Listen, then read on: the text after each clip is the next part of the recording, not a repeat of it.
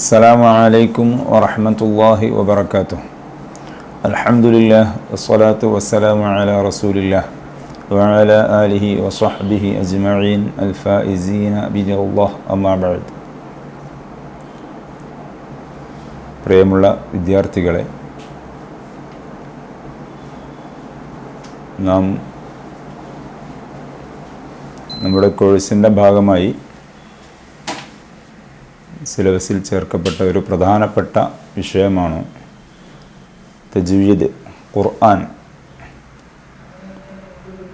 ഒരുപാട് വിഷയങ്ങൾ, കർമ്മശാസ്ത്രം,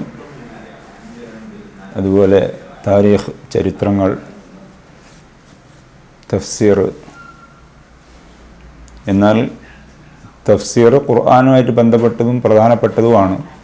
തജ്വീദ് എന്ന് പറയുമ്പോൾ പാരായണ ശാസ്ത്രം, അഥവാ പ്രത്യേകിച്ച് നമ്മുടെ വിദ്യാർത്ഥികൾ മദ്രസ പഠനത്തിൽ ഒരുപാട് കാലം അക്ഷരാഭ്യാസം തൊട്ട് പഠിച്ച് ഖുർആൻ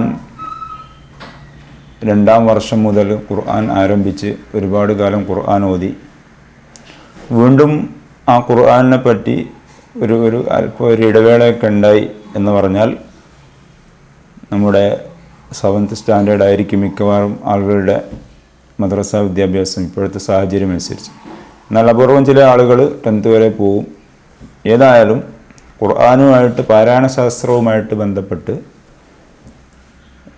ചില കാരണങ്ങളാൽ ബന്ധം വിട്ടുപോവുകയോ സമയക്കുറവ് മൂലം കുറഞ്ഞു പോവുകയോ ചെയ്യുന്ന ഒരവസ്ഥയുണ്ട്. അതുകൊണ്ട് നമ്മുടെ ഏറ്റവും പ്രധാനപ്പെട്ട നമ്മുടെ കോഴ്സ് ഹാദിയ കോഴ്സിൽ ഇസ്ലാമിക ചിട്ടയനുസരിച്ചുള്ള ജീവിതം എന്ന രീതിയിലേക്ക് വരുമ്പോൾ നാം ഏറ്റവും പ്രധാനമായിട്ട് കാണുന്നതിൽപ്പെട്ട ഒന്നാണ് തജ്വീദ്, പാരായണ ശാസ്ത്രം. അതാണ് നാം ഇവിടെ ഉദ്ദേശിക്കുന്നത് ഇൻഷാ അല്ലാഹ്. തജ്വീദ് എന്ന് പറയുമ്പോൾ ആദ്യം നാം മനസ്സിലാക്കേണ്ടത് വിശുദ്ധ ഖുർആനിലെ അക്ഷരങ്ങൾക്ക് ഉച്ചാരണസ്ഥാനം, സ്വരം, വിശേഷണങ്ങൾ തുടങ്ങിയവ പൂർണ്ണമായി നൽകലാണ് തജ്വീദ്. ഭാഷ ഏറെയുണ്ട്. നമ്മുടെ മാതൃഭാഷ മലയാളം. കൂടുതലും നമ്മുടെ ഇപ്പോഴത്തെ വിദ്യാഭ്യാസം അനുസരിച്ച് ഇംഗ്ലീഷ് ഭാഷ നാം വളരെ കൂടുതലായി ഉപയോഗിക്കാറുണ്ട്.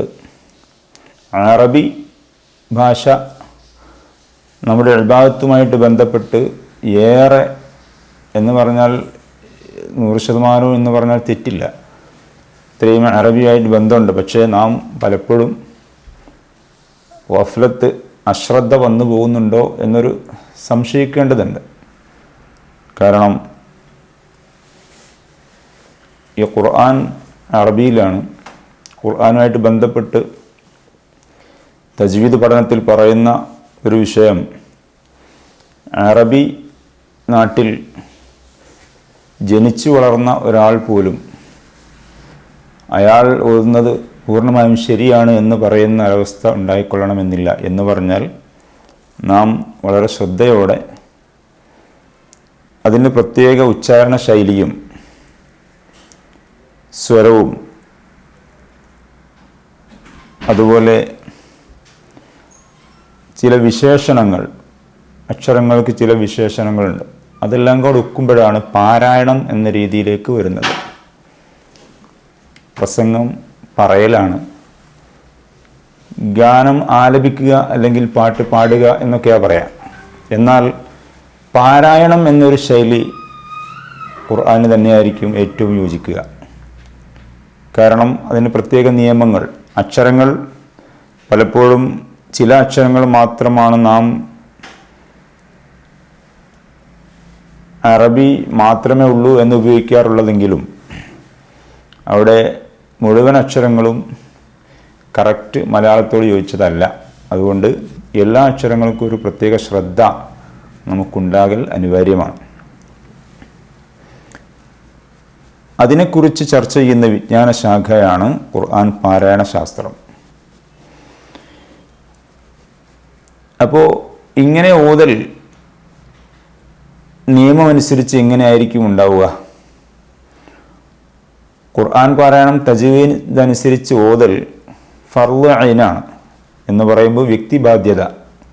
കിതാബിൽ കാണാം വ്യക്തിബാധ്യത. നമുക്ക് ഫർള് ഐൻ, ഇതുപോലെ നിസ്കാരം പോലെ മറ്റ് ഇബാദത്ത് പോലെ ഖുർആൻ ഓതൽ, തജ്വീദ് പ്രകാരം ഓതൽ ഫർള് ഐനാണ്. എന്നാൽ അതിൻ്റെ നിയമം പഠിച്ച് മനസ്സിലാക്കൽ, നിയമം പറഞ്ഞു കൊടുക്കാനും നമുക്ക് മനസ്സിലാക്കുന്ന രീതിയും ഉണ്ടാവൽ ഫർള് കിഫയുമാണ്. എന്ന് പറഞ്ഞാൽ സാമൂഹ്യ ബാധ്യത, അഥവാ നാട്ടിൽ ഇത് സംബന്ധിച്ചൊരു വിവരമുള്ള ഒരാൾ നമ്മുടെ ഇടയിൽ ഉണ്ടാവൽ ഫർള് കിഫയാണ്. സാധാരണ നാം ഉപയോഗിച്ച് വരാറുള്ളൊരു വാക്കാണ് വറത്തിരിൽ ഖുർആന തർത്തീല.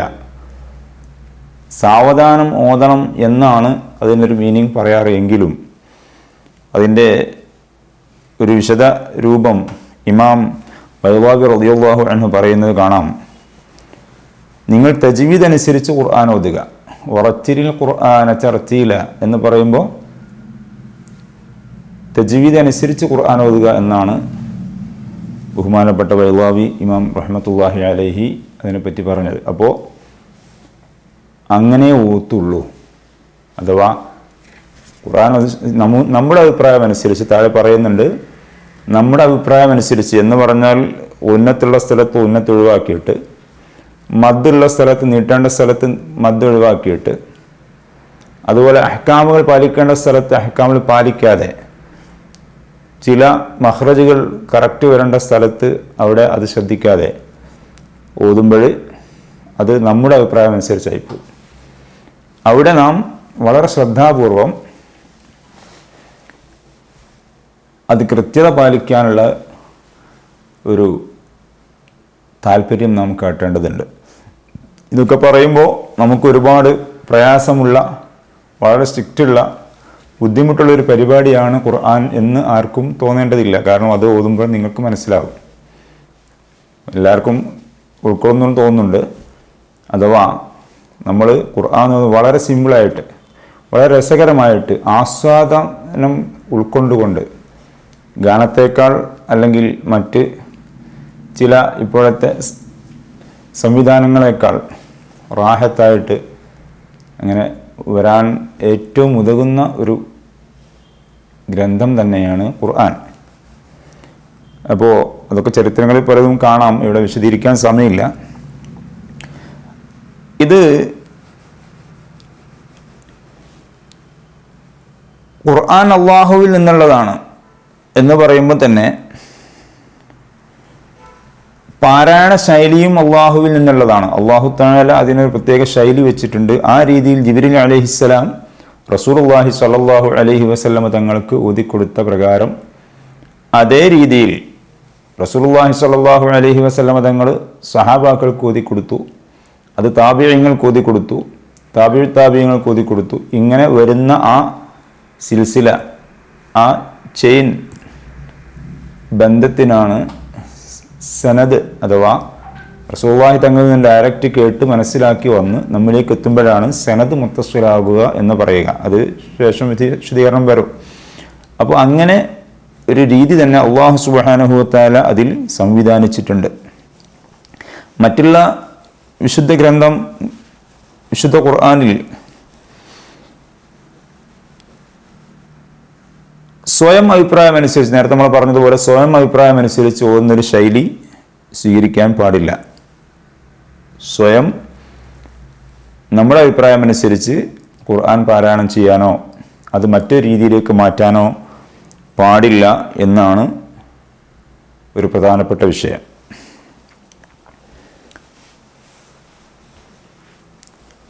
ഖുർആനിലെ ചില വചനങ്ങൾ എന്ന് പറഞ്ഞാൽ ഖുർആനിക വചനങ്ങൾ അമാനുഷികത ഉൾക്കൊള്ളും എന്ന് പറഞ്ഞാൽ ചരിത്രം നമ്മോട് പറയുന്നത് റസൂലുള്ളാഹി സ്വല്ലല്ലാഹു അലൈഹി വസല്ലം തങ്ങളുടെ കാലത്ത് തന്നെ പല സംഭവങ്ങളും ഉണ്ടായതായി കിതാബുകളിൽ കാണാം.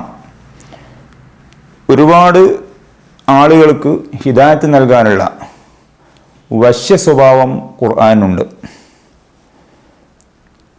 അതാണ് താഴെ പറയുന്നത്.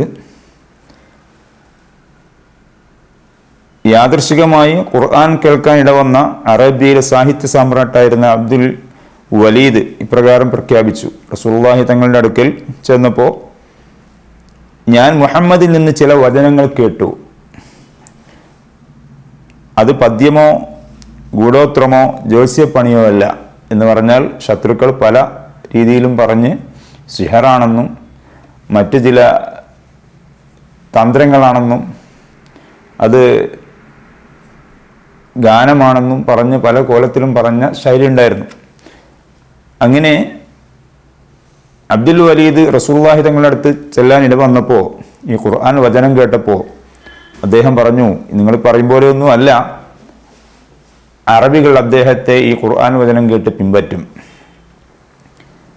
അധികാരം അദ്ദേഹത്തിൽ എത്തിക്കും എന്ന് പറഞ്ഞാൽ, ഇത് എന്ത് ശത്രുക്കളാണെങ്കിലും ബുദ്ധിപരമായിട്ട് അവർക്ക് സാഹിത്യവും മറ്റും വളരെ നിപുണമായ രീതിയിലുള്ളത് കൊണ്ട് അവർക്ക് മനസ്സിലാക്കാൻ കഴിയും.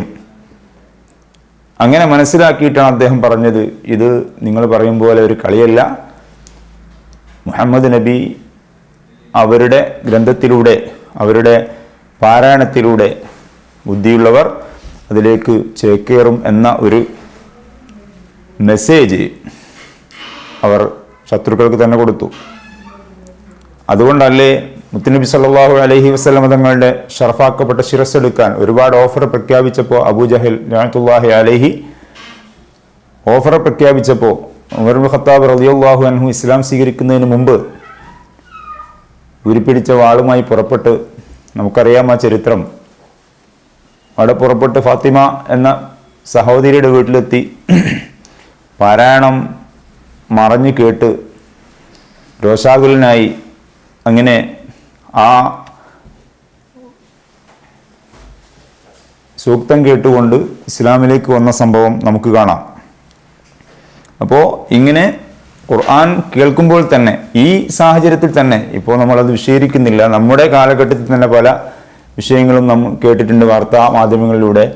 ഖുർആൻ കേട്ട് ഇസ്ലാമിലേക്ക് വന്ന സംഭവങ്ങൾ ആനുകാലിക സംഭവമായിട്ട് തന്നെ നമുക്ക് കാണാൻ കഴിയും. അപ്പോൾ അത്രയും പ്രധാനപ്പെട്ട ഒരു പാരായണ ശൈലി ഖുർആനുണ്ട് എന്നതാണ് ഇതിലൂടെ നാം മനസ്സിലാക്കുന്നത്. മറ്റ് ശാസ്ത്രശാഖകളിൽ നിന്ന് വിഭിന്നമായി ഗുരുമുഖത്ത് നിന്ന് കേൾക്കുക, ഗാനം എവിടുന്നോ കേട്ട് നാം മെമ്മറിയിലേക്ക് എടുത്ത് വൈഹാട്ടാക്കി പഠിക്കും, എന്നാൽ അങ്ങനെ പറ്റില്ല. ഒരു ഉസ്താദിൽ നിന്ന് കേട്ട് മനസ്സിലാക്കുന്ന രീതിയാണ് ഈ ഖുർആനുള്ളത്. നേരിൽ കേട്ട് പഠിക്കേണ്ട ഈ ശാസ്ത്രശാഖ ഇൽമു തജ്വീദ്, ഇൽമുൽ ഖിറാഅ എന്നീ പേരുകളിൽ അറിയപ്പെടുന്നു. രണ്ട് പേരാണുള്ളത്, ഇൽമു തജ്വീദ്, ഇൽമുൽ ഖിറാഅ.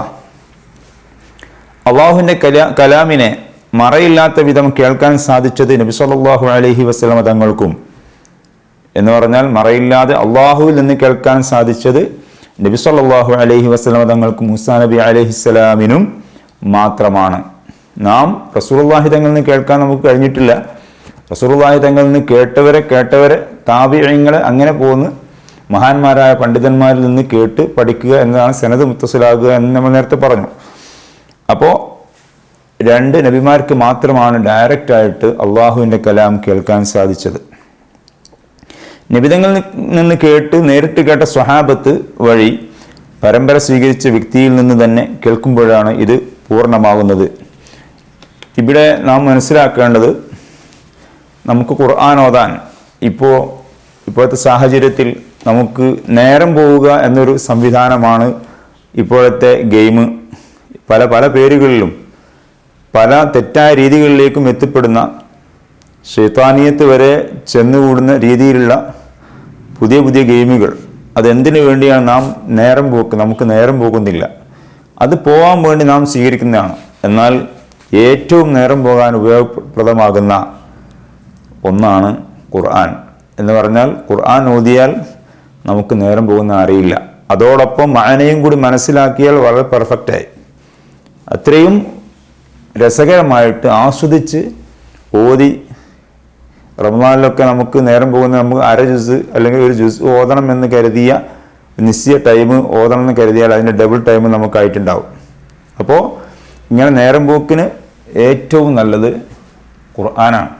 അപ്പോൾ അതിലൂടെ നമ്മൾ ഈ ഒരു രൂപം കണ്ടെത്തിയാൽ അല്ലാഹു തആല പൊരുത്തപ്പെടുന്ന രീതിയിൽ നമ്മുടെ ജീവിതം മുന്നോട്ട് കൊണ്ടുപോകാൻ സഹായകരമാകും എന്നുകൂടി നാം മനസ്സിലാക്കേണ്ടതുണ്ട്. ഇവിടെ നമ്മൾ ഓതാൻ പലപ്പോഴും ലഅനത്തുല്ലാഹി ഇബ്ലീസ് എന്തായാലും നമുക്ക് സപ്പോർട്ട് ചെയ്യില്ല. അതോടൊപ്പം നമ്മുടെ കസലും മടിയും കൂടി വന്നാൽ ഖുർആനിലേക്ക് എത്തില്ല. അവിടെ നമ്മൾ മനസ്സിലാക്കേണ്ട ഒരു പ്രധാനപ്പെട്ട വിഷയം, റസൂലുള്ളാഹി സ്വല്ലല്ലാഹു അലൈഹി വസല്ലം നമ്മൾ ഒരു തവണ ഡയറക്റ്റായിട്ട് ഉസ്താദിലേക്ക് ഓതി കേൾപ്പിക്കണം എന്ന് പറയുമ്പോഴേക്ക് നമ്മളെ അനുഭവം അനുസരിച്ച് ചില ആളുകൾക്ക് എങ്ങനെ തെറ്റില്ലാതെ കേൾപ്പിക്കാൻ കഴിയുക എന്ന ഒരു ആശ്ചര്യ രൂപത്തിലേക്ക് ചിന്തിക്കുന്ന പലരെയും കാണാം. പക്ഷേ ഇവിടെ ഏറ്റവും പ്രധാനപ്പെട്ട പോയിന്റ്, നബി സല്ലല്ലാഹു അലൈഹി വസല്ലമ ഓരോ റമദാനിലും അവതീർണമായ ഖുർആൻ ആദ്യന്ത്യം ജിബ്രീൽ അലൈഹിസ്സലാമിന് ഓതിക്കൊടുക്കാറുണ്ടായിരുന്നു. ഞാൻ പലപ്പോഴും നമ്മുടെ ക്ലാസ്സുകൾ പറയാറുണ്ട്, നാം ഒരു തവണ പോലും കറക്റ്റായിട്ട് ഖുർആൻ തെറ്റില്ലാതെ ഓതിക്കൊടുക്കാൻ നമുക്ക് ഭാഗ്യം സിദ്ധിച്ചിട്ടില്ല. അള്ളാഹു അതിനുള്ള തൗഫീഖ് നമുക്ക് നൽകുമാറാവട്ടെ എന്ന് ഞാൻ ഈ സമയത്ത് ദുആ ചെയ്യാണ്. അപ്പോൾ എല്ലാവരും നമുക്ക്, പ്രത്യേകിച്ച് ഇപ്പോൾ ഇതിൽ പഠിക്കുന്ന കുട്ടികൾ, ഈ കുട്ടികൾ അള്ളാഹു സുബ്ഹാനഹു വ തആല വലിയ തൗഫീഖ് നൽകിയ കുട്ടികളാണ്. കാരണം ഒന്നുമില്ലെങ്കിൽ ഈ ഖുർആനെ പറ്റിയുള്ള വിഷയങ്ങൾ വിശദമായി മനസ്സിലാക്കാനുള്ള, ഫിഖ്ഹി ഗ്രന്ഥങ്ങളുടെ കുറച്ചുകൂടി അടിത്തട്ടിലേക്ക് പഠിക്കാനുള്ള, തഫ്സീറുമായിട്ട് ബന്ധം സ്ഥാപിക്കാനുള്ള സാഹചര്യം നമുക്ക് തന്നത് നമ്മുടെ പണ്ഡിതന്മാർ. അപ്പോൾ അവർക്കും കൂടി നാം കൃതജ്ഞത രേഖപ്പെടുത്തേണ്ടതുണ്ട്. അതോടൊപ്പം ഇസ്ലാമുമായിട്ട് ബന്ധപ്പെട്ട് നമ്മുടെ ജീവിതം ആഖിറത്തിലേക്കുള്ള വിജയത്തിന് വേണ്ടി ഒരുക്കാൻ വേണ്ടി സാഹചര്യം ഒരുക്കി തന്ന ഈ ഒരു സംവിധാനം നാം വളരെ സന്തോഷത്തോടെ സ്വീകരിക്കുകയും ഖുർആനുമായിട്ട് ബന്ധപ്പെട്ട് അതിലേക്ക് അല്പം ശുഗലാകുന്ന രീതിയിൽ, ആ ഖുർആനിലേക്ക് ഒന്ന് അടുക്കുന്ന രീതിയിൽ നാം നമ്മുടെ ശൈലി മാറ്റേണ്ടതുണ്ട്. അതുകൊണ്ടാണ് കിതാബ് പറയുന്നത്, നബി സല്ലല്ലാഹു അലൈഹി വസല്ലമ ഓരോ റമദാനിലും അവതീർണമാകുന്ന ഖുർആനിനെ അത്രയും ഓതി തീർത്ത് ജിബ്രീൽ അലൈഹിസ്സലാമിനെ ഓതിക്കൊടുക്കാറുണ്ടായിരുന്നു. അപ്പോൾ അവസാന വർഷം ഇത് 2 തവണ ഓതിക്കൊടുത്തു എന്ന് പറഞ്ഞാൽ 23 വർഷം കൊണ്ടാണ് നബി സല്ലല്ലാഹു അലൈഹി വസല്ലമ തങ്ങൾക്ക് ഈ ഖുർആൻ അവതീർണമാകുന്നത്. അപ്പോൾ 24 തവണ, അതായത് ചിലപ്പോൾ 12 ജുസ്, അങ്ങനെ ജുസുകൾ പല പല ഘട്ടങ്ങളിലായിട്ട് നുസൂൽ, അതായത് ജിബ്രീൽ അലൈഹിസ്സലാം വരുന്നത് നിലച്ചുപോയി, അങ്ങനെ അല്പഭാഗം നിന്ന് അങ്ങനെ സ്റ്റോപ്പായി കിടക്കും. അങ്ങനെ ഓരോ ഘട്ടങ്ങളായിട്ടും ഓരോ വർഷത്തെയും ഖുർആൻ നബി സല്ലല്ലാഹു അലൈഹി വസല്ലം ജിബ്രീൽ അലൈഹിസ്സലാമിന് എന്ന് പറഞ്ഞാൽ തൻ്റെ ഗുരു ആരാണ്? ജിബ്രീൽ അലൈഹിസ്സലാമാണ്. ജിബ്രീൽ അലൈഹിസ്സലാമിന് ഡയറക്റ്റായിട്ട് നബിതങ്ങൾ ഓതിക്കൊടുക്കാറുണ്ടായിരുന്നു. 23 വർഷം കൊണ്ട് 24 തവണ നബി സല്ലല്ലാഹു അലൈഹി വസല്ലമ തൻ്റെ ഗുരുവായ ജിബ്രീൽ അലൈഹിസ്സലാമിന് ഓതിക്കൊടുക്കാറുണ്ട്. അപ്പോൾ നമ്മൾ ഒരു തവണയെങ്കിലും ചുരുങ്ങിയത് പോരാ, അതിനേക്കാൾ മേലെയാണ് നമുക്ക് വേണ്ടത്. കാരണം നബി സല്ലല്ലാഹു അലൈഹി വസല്ലം തങ്ങൾക്ക് ഓതിക്കൊടുക്കേണ്ടതല്ല, കറക്റ്റായിട്ട് ഓതാൻ അല്ലാഹു തആല പഠിപ്പിച്ചിട്ടുണ്ട്. എന്നിട്ട് പോലും ഇതിൻ്റെ പ്രാധാന്യം കൂടി നമ്മൾ മനസ്സിലാക്കേണ്ടതുണ്ട്. അപ്പോൾ ഒരിക്കലെങ്കിലും നമുക്ക് ഈ സംവിധാനം ഉപയോഗപ്പെടുത്തണം. ഇവിടെ എത്തുമ്പോൾ നമ്മൾ ഇത്തരമൊരു സാഹചര്യത്തിൽ സനദ് മുത്തസിലാക്കുക, അതിൻ്റെ റുക്നുകൾക്ക് ശേഷം വരാനുണ്ട്. അതൊക്കെ കൃത്യമായിട്ട് പഠിച്ച് നമുക്ക് നമ്മുടെ ബന്ധപ്പെട്ടവർക്ക് എങ്കിലും അത് പകർന്നു കൊടുക്കാനുള്ള തൗഫീഖ് കിട്ടണം.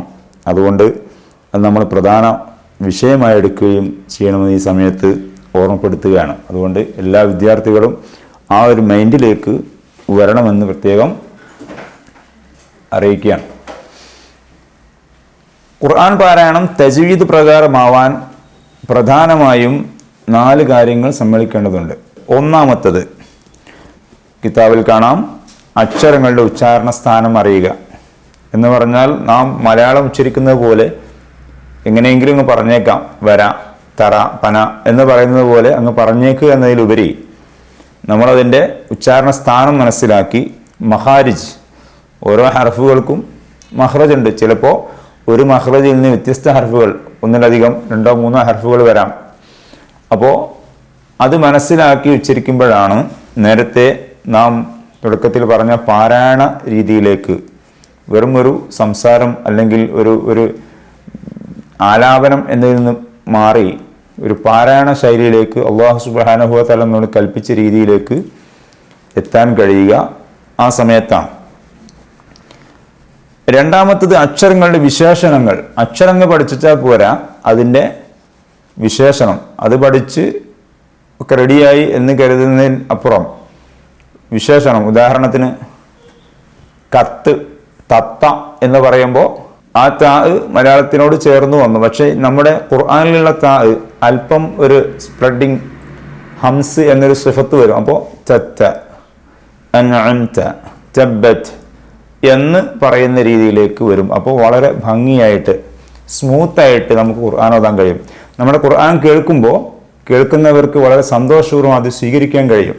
അതുകൊണ്ടാണ് ചില പള്ളികളിലൊക്കെ പുരുഷന്മാർക്ക് പ്രത്യേകിച്ച്, നിങ്ങൾക്കും ഓഡിയോയിൽ കേൾക്കാൻ സാധിക്കും, നല്ല വൃത്തിയുള്ള ഹറമിലെ ഓത്തൊക്കെ നല്ല വൃത്തിയുള്ള ഓത്തായിരിക്കും. അപ്പോൾ അക്ഷരങ്ങൾ അതിൻ്റെ ഒറിജിനാലിറ്റി ഉപയോഗിച്ച് ഉച്ചരിക്കുമ്പോൾ വളരെ സന്തോഷത്തോടെ ആസ്വദിക്കാനും അത് ഒരിക്കലും മടുപ്പ് വരാത്ത രീതിയിൽ, എത്ര ആവർത്തിച്ചാലും മടുപ്പ് വരാത്ത ഒന്നുകൂടിയാണ് ഖുർആൻ. അപ്പോൾ ഈ ഉച്ചാരണ ശൈലി കൊണ്ടാണ് അത് വരുന്നത്. കനത്തിൽ ഉച്ചരിച്ചാൽ ഒരിക്കലും ആ ഖുർആനെ വേണ്ടതുപോലെ ആസ്വദിക്കാൻ നമുക്ക് കഴിയില്ല. ഇതാണ് രണ്ടാമത്തത്. ഇനി മൂന്നാമത്തെ വിഷയം, കൂട്ടി ഉച്ചരിക്കുമ്പോൾ പാലിക്കേണ്ട നിയമങ്ങൾ അറിയുക. അപ്പോൾ കൂട്ടി ഉച്ചരിക്കുമ്പോൾ ചിലപ്പോൾ ഒരേ തൊട്ടടുത്തുള്ള മഖ്റജ് വരുന്ന ചില ഹർഫുകൾ അടുത്തടുത്ത് വരും. അപ്പോൾ പെട്ടെന്ന് അതിൽ നിന്ന് ഇതിലേക്ക് മാറാൻ ചില പ്രയാസങ്ങൾ ഉണ്ടാവേക്കാം. അത് നാം വളരെ ശ്രദ്ധാപൂർവം, ചിലപ്പോൾ ഫത്ഹ് കൊടുക്കേണ്ട സ്ഥലത്ത് അല്ലെങ്കിൽ സുക്കൂൻ കൊടുക്കേണ്ട സ്ഥലത്ത് ഹർക്കത്ത് മാറി ലമ്മായി പോവുക, ഇങ്ങനെയൊന്നും വരാതിരിക്കാൻ നാം ഒന്ന് ശരിക്ക് ഖുർആൻ മൊത്തം പരിചയപ്പെട്ട് തന്നെ ഓതിയിരിക്കണം. ഇതാണ് മൂന്നാമത്തത്. ആവർത്തനം അധികരിപ്പിച്ച് പരിശീലിക്കുക. ചില വാക്കുകൾ നമുക്ക് ആവർത്തിക്കേണ്ടതുണ്ടാവും. നമ്മുടെ പരിചയക്കുറവ് മൂലം ഉച്ചാരണത്തിന് പ്രയാസം വരിക ചില സൂറത്തുകളിൽ കാണാം. അതൊക്കെ വീണ്ടും വീണ്ടും ആവർത്തിച്ച് ഉച്ചരിച്ച് നാവിന്, വായക്ക്, നമ്മുടെ മഖ്റജുകൾക്ക് വളരെ ക്ലിയറായി പറയാനുള്ള രൂപത്തിലേക്ക് മാറ്റണം. അപ്പോൾ ഇത്രയും കാര്യങ്ങൾ പ്രധാനമായും നാം ശ്രദ്ധിക്കണം. ഖുർആൻ പാരായണത്തിൻ്റെ പ്രതിഫലം പൂർണ്ണമാവാൻ ആണ് ഇനി എന്തൊക്കെയാണ് ചെയ്യേണ്ടത് എന്നാണ് ശേഷം പറയാനുള്ളത്. അപ്പോൾ ഇപ്പം നമ്മൾ പറഞ്ഞത് അക്ഷരങ്ങളുടെ ഉച്ചാരണ സ്ഥാനം അറിയുക, വിശേഷണങ്ങൾ അറിയുക, കൂട്ടി ഉച്ചരിക്കുമ്പോൾ പാലിക്കേണ്ട നിയമങ്ങൾ, അതൊക്കെ ശേഷം വിശദീകരണം വരും. ആവർത്തനം അധികരിപ്പിച്ച് പരിശീലിക്കുക. ആവർത്തിച്ച് വരുന്ന വാക്കുകൾ നമ്മൾ കൂടുതൽ പരിശീലിച്ച് ക്ലിയറാക്കുക. ഇതൊക്കെ മുഖദ്ദിമയിൽ നാം പ്രത്യേകിച്ച് ശ്രദ്ധിക്കേണ്ട കാര്യങ്ങൾ ചിലതാണ് ഇപ്പോൾ നമ്മൾ പറഞ്ഞത്. ഇൻഷാ അല്ലാഹ് അടുത്ത ക്ലാസ്സിൽ ബാക്കി നമുക്ക് വിശദീകരിക്കാം.